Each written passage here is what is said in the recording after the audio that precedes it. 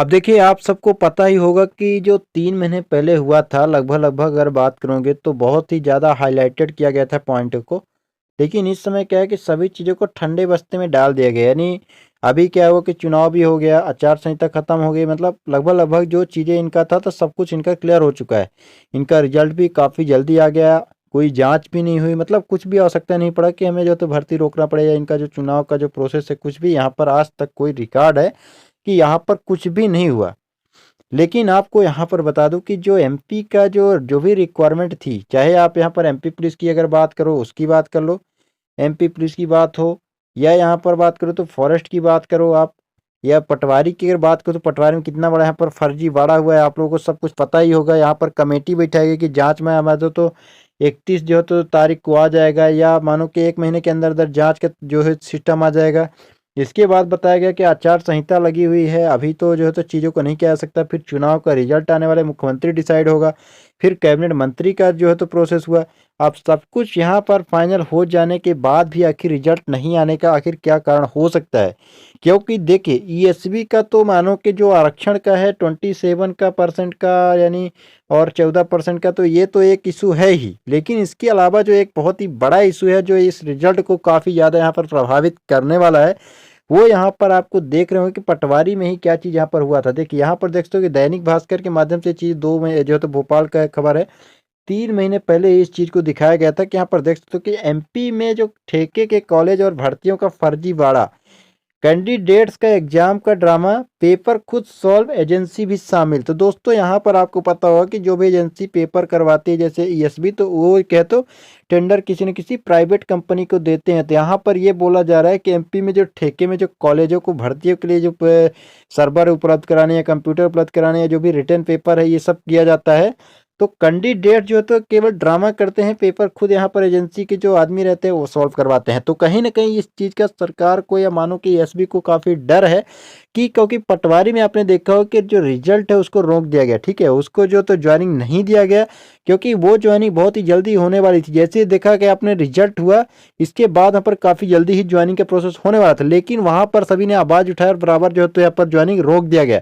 लेकिन अभी की जो प्रोसेस है, अभी के मानो कि जो पटवारी के बाद कुछ भी ऐसा आप लोग तो कोई किसी ने नहीं उछाला कि एमपी कांस्टेबल में भी हुआ या फॉरेस्ट में भी ऐसा हुआ, पटवारी में तो हुआ ही, प्लस ग्रुप 4 के एग्जाम में भी हुआ, ग्रुप 5 के एग्जाम में भी हुआ। तो ऐसा किसी ने अभी तक उछाला नहीं है, क्योंकि एक ही कोई उन्होंने उछाला कि जो पटवारी का जो भर्ती था उसका ही उछाला। तो देखते परिणाम कितना है कि जांच में चला गया और ठंडे बस्ते में डाल देगा, कोई भी रता पता अभी तक जो है तो चीज़ों का नहीं है, और कब तक होगा कोई यहाँ पर गारंटी नहीं है। तो कितनी ज़्यादा बेरहमी से जो है तो चीज़ों को किया जा रहा है। यहाँ पर देख सकते हो कि जिस चीज़ का इन्होंने जो है तो चुनाव में क्या बोला कि हमने 2 लाख नौकरियाँ दे चुके हैं सरकारी नौकरी। आप लोग देखा होगा कि बैनर पोस्टर यहाँ पर बहुत सारे जगह में जो है तो बैनर यहाँ पर लगा दिए गए थे, होर्डिंग लगा दिए गए कि मैंने इतने जो है तो गवर्नमेंट जॉब जो है तो दे दिया गया कैंडिडेट्स को। लेकिन कितना बड़ा झूठ फैलाया गया दोस्तों, यहाँ पर देख सकते हो कि, और ये जो खबर, ये बहुत ही जो ठोस खबर है, इसको आप वो मत मानना, इसको सीरियस बेस में लेना कि रिजल्ट, क्योंकि इनको पता है। देखिए, क्योंकि आपको भी पता होगा कि जो रिजल्ट अगर ये देते हैं, ठीक है, अगर इनको रिजल्ट देते हैं, ठीक है, सबसे पहले ये चीज़ समझ लो कि यहाँ पर क्या चीज़ें हैं जो मेन जो तो रिजल्ट को प्रभावित करने वाला है। आरक्षण तो एक मान लो कि पर्दे के पीछे है, उसको मेन वजह आप थोड़ा सा अभी साइड ही कर दो, उसको तो मैं बाद में बता रहा हूँ।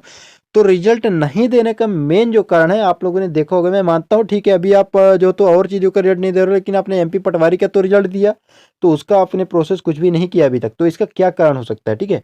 अभी आपने देखा कि कितना जो है तो पटवारी में मैटर उठाला गया, तो बहुत सारे यहाँ पर जांच बैठाया गया, सब कुछ किया गया, लेकिन इनको कहीं ना कहीं ये चीज़ पता है, क्योंकि पटवारी का कुछ भी अभी तक आगे का जो प्रोसेस है, 2 महीने 3 महीने हो चुके हैं, जो तो बच्चे जो तो कितना देर से यहाँ पर तैयारी कर रहे हैं, वो छोड़ रहे हैं लगातार, जो तो दूसरे एग्जाम की तैयारी कर रहे हैं, उनका मन जो है तो पूरा तरह से बर्बाद कर चुके हैं यहाँ पर है। तो उनका पूरी तरह से जो बोलो तो दोस्तों यहाँ पर मेंटली जो है तो बच्चे यहाँ पर प्रभावित हो रहे हैं। कहीं न कहीं जो दोस्तों यहाँ पर बता दूँ कि बहुत सारे बच्चे ऐसे हैं जो बहुत ही गरीब घर से आते हैं, उनको जो तो महीने में रेंट नहीं मिल पाता, और आपको पता होगा कि इतनी ज़्यादा दुर्दशा इन्होंने बना दिया है।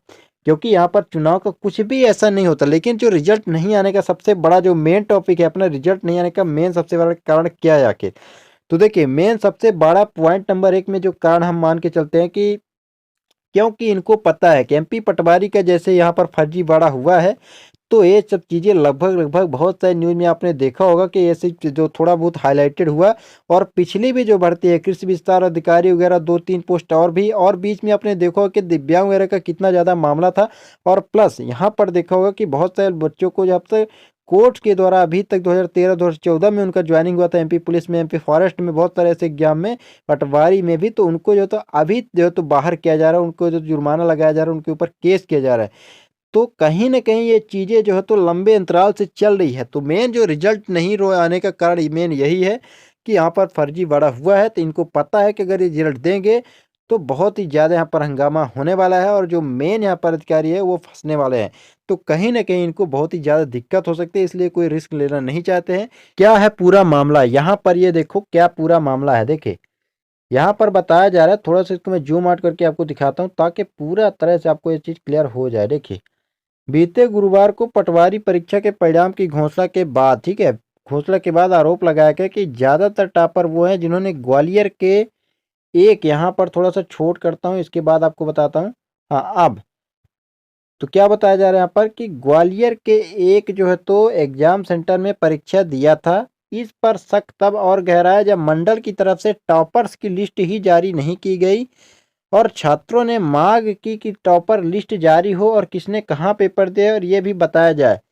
अब देखिए यहाँ पर देख सकते हो कि कितनी हर पग में लड़ाई है। आपको एडमिट कार्ड के लिए लड़ना है, आपको रिजल्ट के लिए लड़ना है। और यहाँ पर आप देख सकते हो कि एसपी ने क्या किया कि टॉपर्स की जो लिस्ट होती है उसको जारी ही नहीं किया। मतलब ये अपने जो तो गलती बोलो या अपराध जो छिपाने के लिए इन्होंने क्या किया, टॉपर का जो लिस्ट है वो जारी ही नहीं किया गया। मतलब इसके लिए भी आप आंदोलन करो। तो छात्रों ने क्या किया कि मांग किया कि टॉपर की लिस्ट दो तो जारी होना चाहिए, किसने कहाँ पेपर दिया ये भी बताया जाना चाहिए। और 10 जून को टॉपर की जो लिस्ट है वो जारी फाइनली कर दी गई। तब यहाँ पर पता चल गया कि टॉप 10 में से 7 उम्मीदवार जो है, तो टॉप 10 यहाँ पर मान सकते हो दोस्तों कितनी बड़ी बात है। टॉप 10 में से 7 उम्मीदवारों ने ग्वालियर के एक एनआरआई कॉलेज से जो है तो सेंटर में परीक्षा दिया था। इसी के बाद परीक्षा पर सवाल उठने लगे और मामले में 13 जुलाई को प्रदेश के कई शहरों में यहाँ पर छात्रों ने प्रदर्शन भी किया। तो प्रदर्शन भी यहाँ पर आप लोगों को करना पड़ा, यानी पहले आप पेपर की तैयारी करो। मतलब अगर देखा जाए तो आप लोगों को कितना ज़्यादा टेंशन है, ठीक है। अगर मैं बात करूँ तो हालांकि लगभग सभी राज्यों में ऐसा हाल है, लेकिन बहुत ही ज़्यादा हालत कई सारे जो है तो राज्य में, शहर में सुधरा है। लेकिन एमपी की अगर बात हो तो कोई ठोस यहाँ पर अभी कदम दोस्तों या कानून नहीं बनाया गया है, जहाँ पर हमें ध्यान देने की जरूरत है। क्योंकि एक छात्र होता है, उसको आंदोलन करने में अगर आप लगा रहे हो, इसके बाद आप उसके खिलाफ एफआईआर करते हो, ये सब चीज़ें हैं, तो ये बहुत ही ज़्यादा एक भयानक चीज़ है, इसमें आपको सोचना पड़ेगा। नेक्स्ट यहाँ पर स्लाइड में थोड़ा सा आपको दिखाता हूँ, एक और है। तो यहाँ पर देख सकते हो कि जिन बच्चों ने मेहनत से इसे पास किया उन पर कार्रवाई नहीं होनी चाहिए, जिन्होंने किया है उनकी जांच यहाँ पर होनी चाहिए।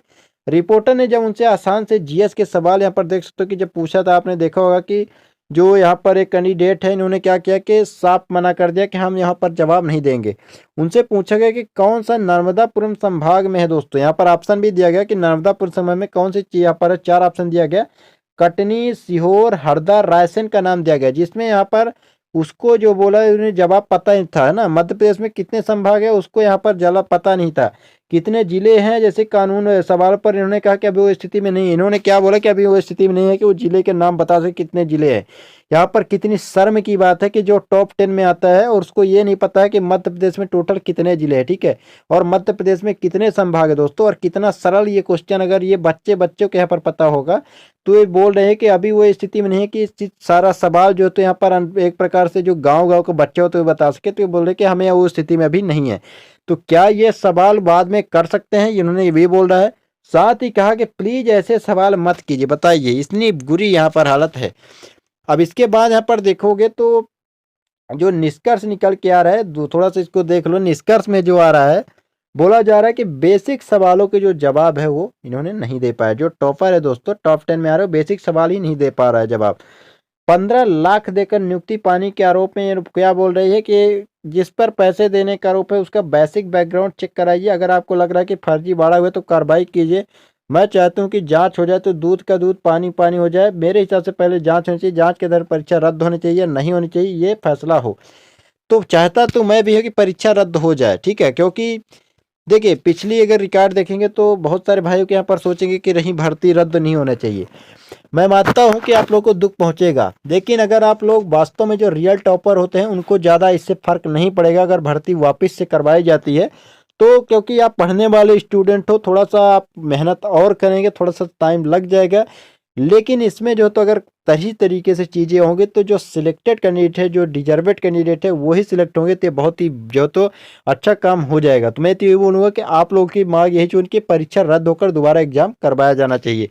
तो ये इस तरह से आप देख सकते हो कि जो रिजल्ट मेन रोकने का कारण है तो कहीं ना कहीं ये सब चीज़ें हैं, क्योंकि ये नॉर्मल चीज़ें नहीं है। अगर आप कोर्ट में ये सब चीज़ें को जो तो लेकर जाते हो तो बहुत ही दिक्कत होगी और परीक्षा फाइनल यहाँ पर ये बात है कि रद्द हो ही जाएगी।